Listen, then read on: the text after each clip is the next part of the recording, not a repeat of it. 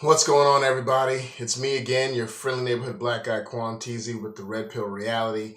And I had to make a statement. I got to say something about what's going on. It's going to be probably a series of videos simply because there's so much to talk about. Right now, we have the students from Parklane,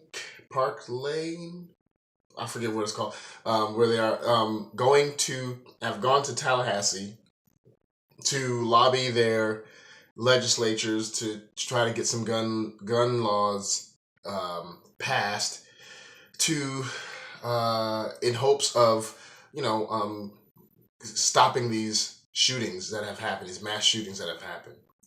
And there's a lot to be said about this because these students, although that they are very passionate and very emotional about this, none of them seem to have real solutions. Now, let me preface what I'm about to say by saying that this is not an indictment or a criticism of the students themselves per se. They do have some agency in this, but right at this moment, they are emotional. They are riled up because they survived a traumatizing situation where they could literally have PTSD because of what happened. A lot of them are probably having survivor's remorse. A lot of things that are going on emotionally that are causing them to be angry. So I can understand that totally.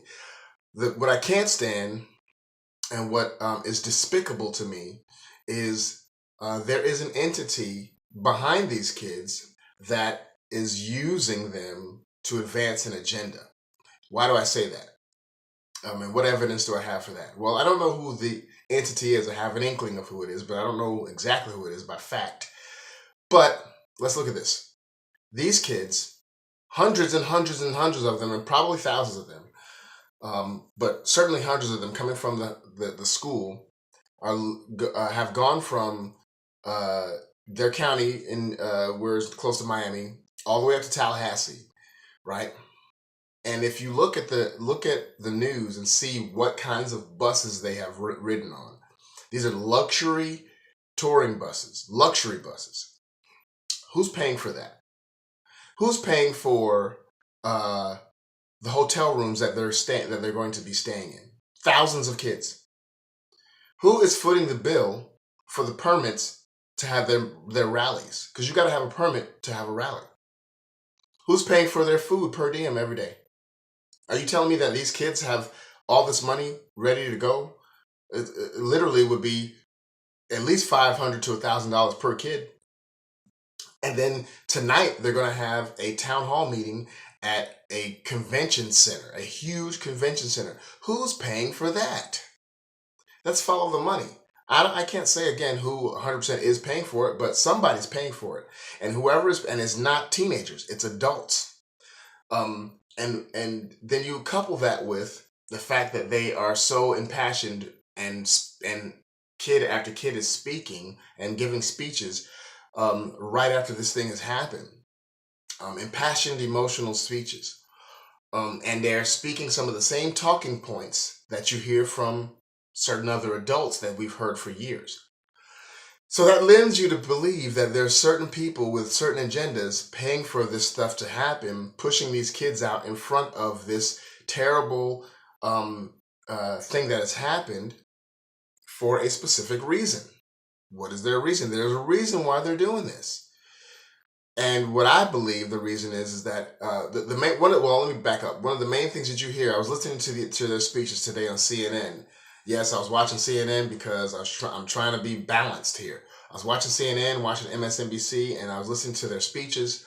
And the thing that they keep saying is that we are just kids, but we're going to be able to vote soon.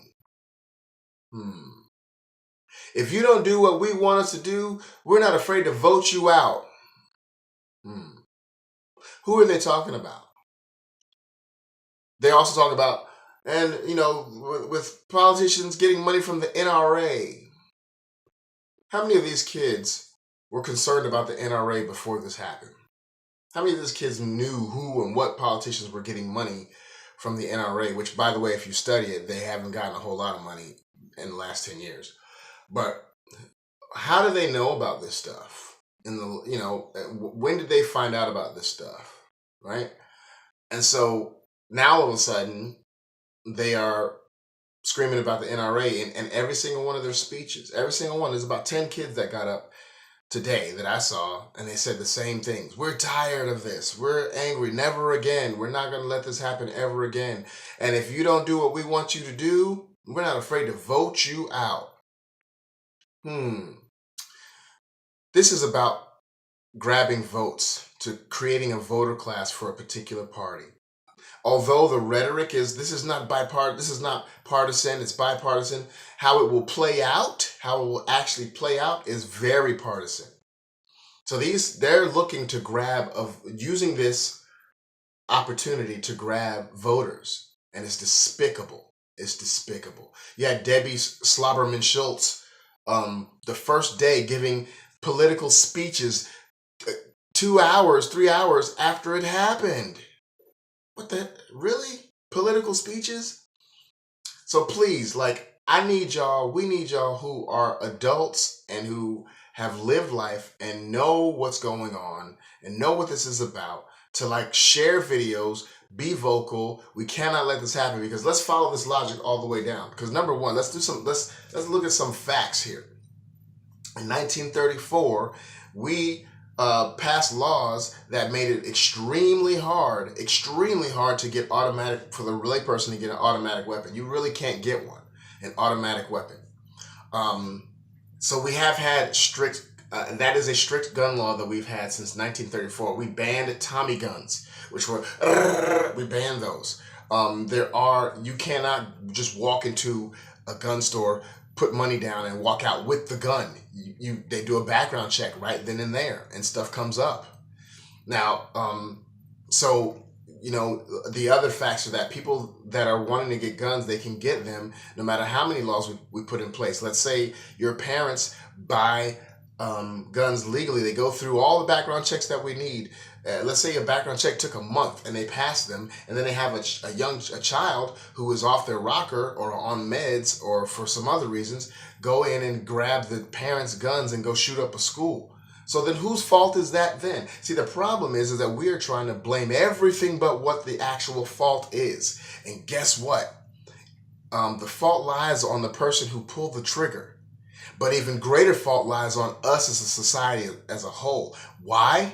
Because we've allowed an atmosphere to fester that promotes kids, or allows kids to think that life is useless, or not useless, but life is of no account, that they can take a life and it means nothing. We have allowed this atmosphere to fester over the last 30 years. Ask yourself this question. Back when there were a lot less gun laws, even back in the 40s, when there were a lot less gun laws, and there were a lot more guns per capita in people's hands than there are now. I mean, do the math. You can go back and do the research. And there were a lot less mass shootings. That doesn't make sense. Wouldn't you think that if we had more gun laws, there'd be less shootings? No, but it's increased in the last 30 years exponentially. Why? What's happened in the last 30 years that's caused that? I'm going to talk about that in another video. But for now, and I want you to go ahead and check that video out. There's a reason why. So I don't want to make this video too long, but we need to, let's take these kids seriously, but understand that they're being used. They're being used, and you should be upset about it. They're being used by whoever's paying for all of this stuff that is allowing them to have their voice. They should have their voice, but you know what would give them real moral currency is if they paid for it themselves. If they were doing this before the thing happened in their school, if they were not sheltered. And there's another aspect that I'm going to make a third video about that has to do with racism. Yeah, that's right, I said it. That this all of a sudden, passion for gun laws is revealing, if you're brave enough to look at it, revealing a side, certain side, their actual racism. So check out those videos if you like what you're seeing and you want to hear more things, or you know, you agree or you disagree. Like, subscribe, share this video, please, please. Let's not let our voices be silenced by the loud, angry, illogical side that seems to always have the ear of the media. This is Quan Teasy. I'm out.